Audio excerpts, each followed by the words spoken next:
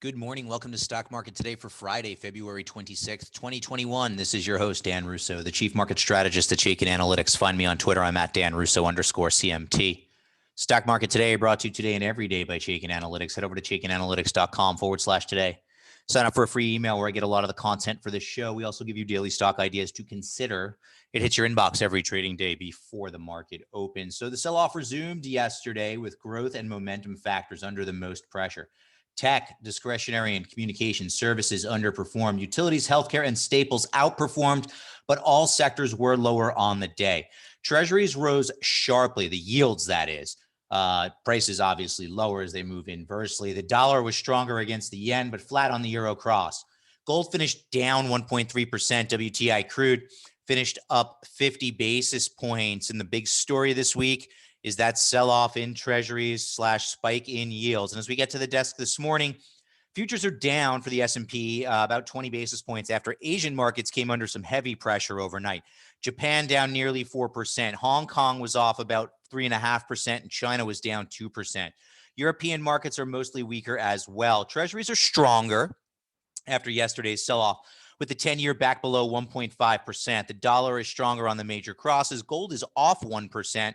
WTI crude is down 1.2% to kick us off on a Friday that starts off with, I guess we have something different to say.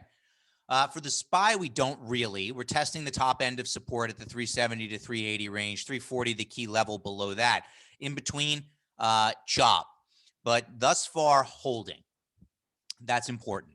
The Qs has been, I don't want to say ground zero because it's more than that, but the types of names that have been under pressure over the past couple of weeks are the high multiple growth stocks. A lot of those do reside inside the Qs, and a lot don't. A lot are just too small to be in the NASDAQ 100.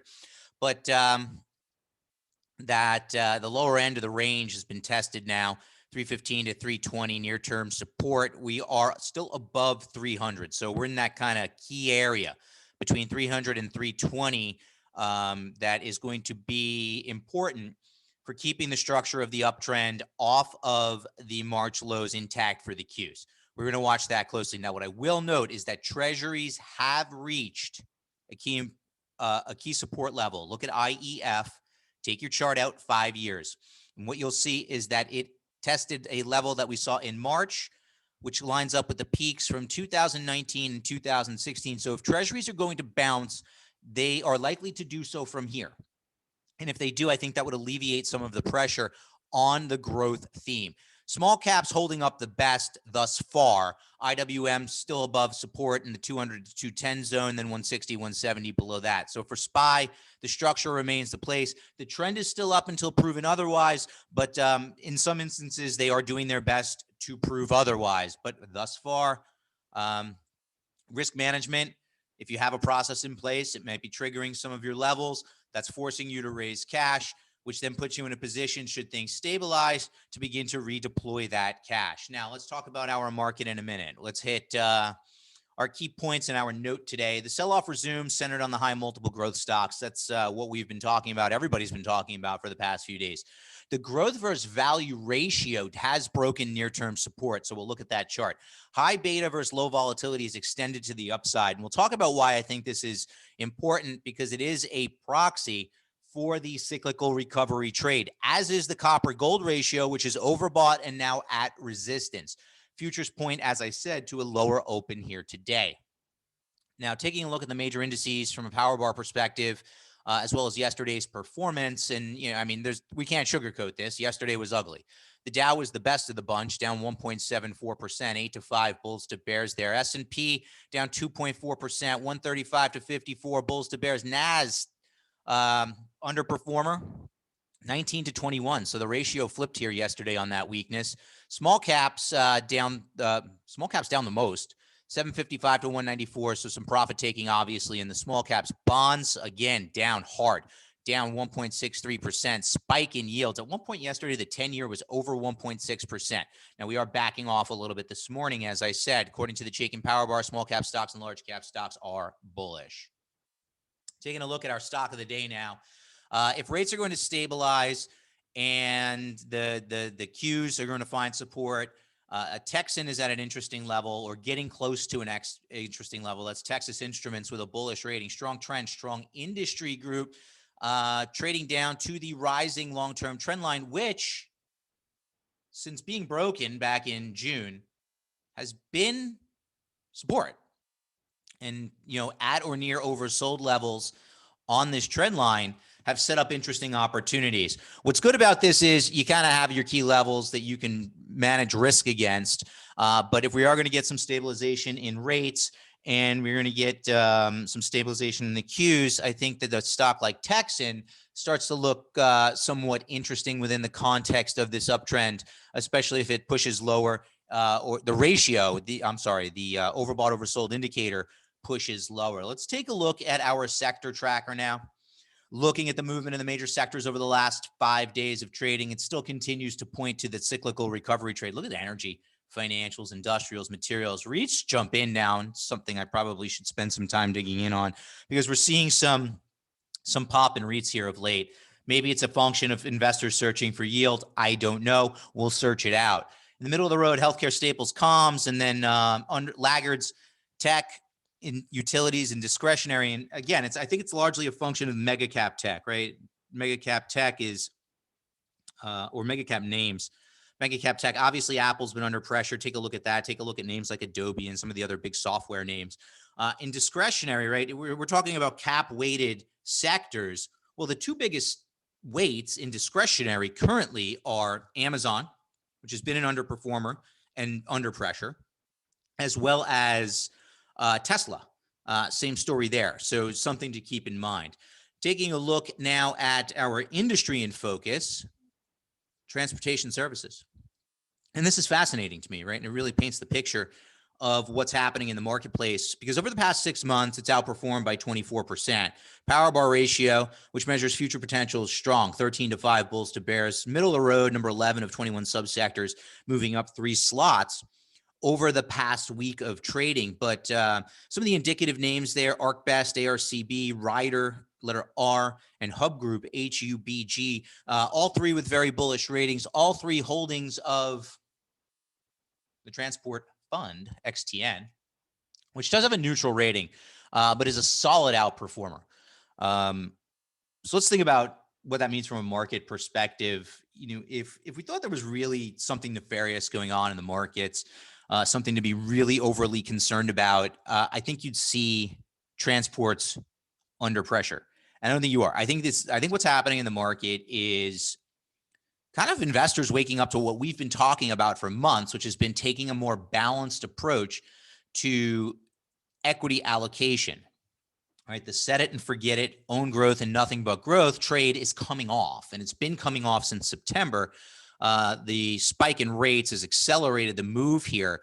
It's rotation within the marketplace. It's a broadening out of participation to the upside. So transports in the near term, rounding out of an overbought condition, but still an outperformer. You can say, well, look, we're extended above the long-term trend line. We're outside of the upper volatility band. So maybe a little pause here.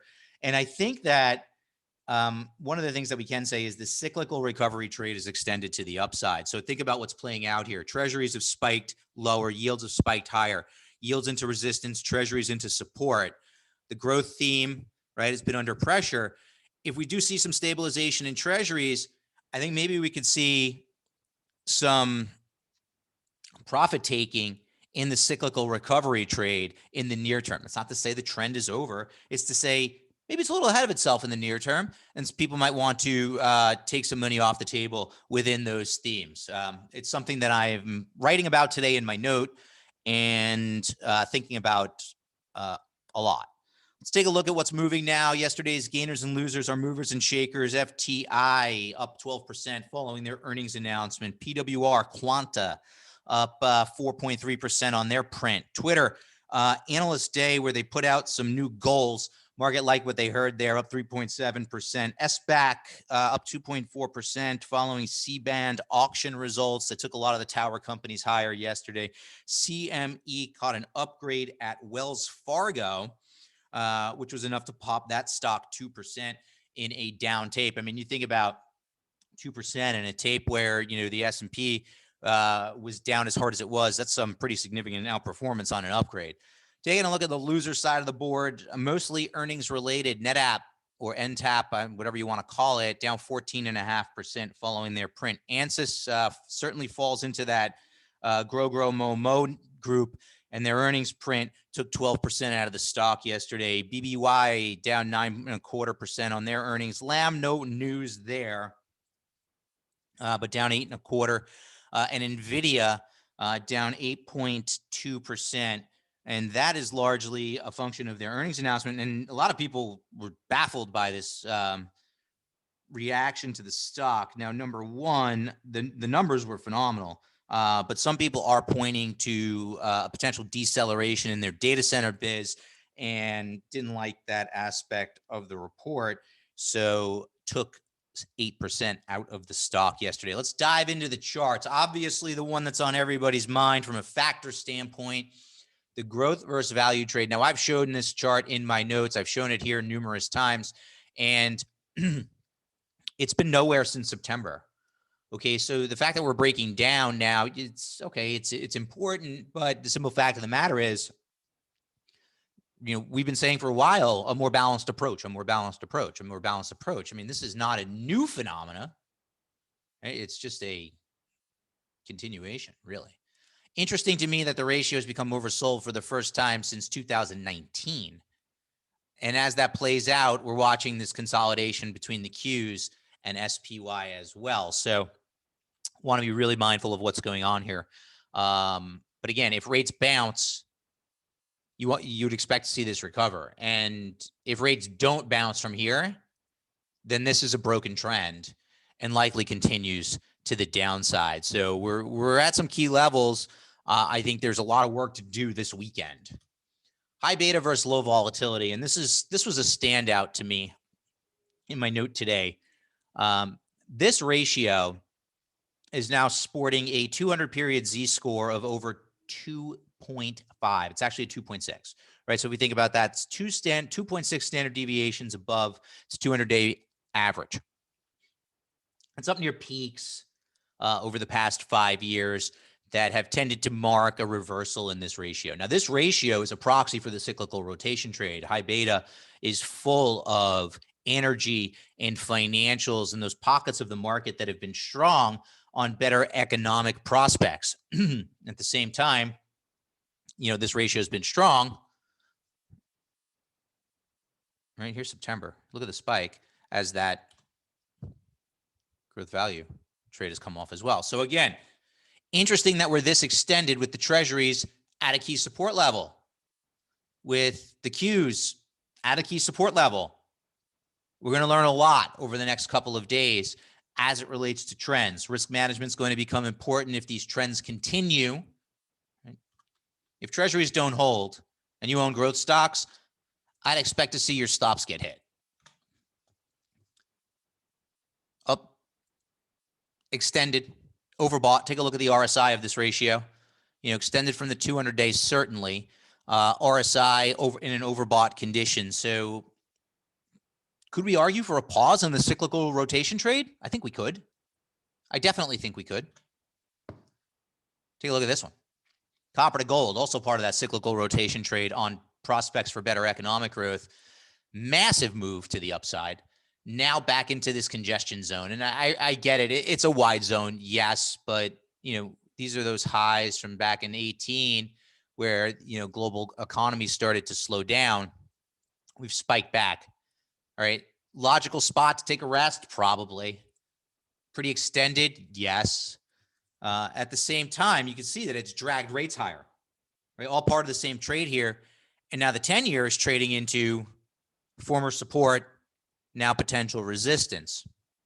Logical spot to pause. Logical spot for the treasuries to bounce. I think you can make that case, right? And if that doesn't play out, well, then we have a ton of information that can walk us through the upcoming weeks and months. So that's what I'm focused on today, and that's what I'll be spending a ton of time on this weekend. So that'll wrap us up. Head over to chaikinanalytics.com/test drive. Sign up for the free 14-day trial. Have a great weekend. I'll be back with you on Monday.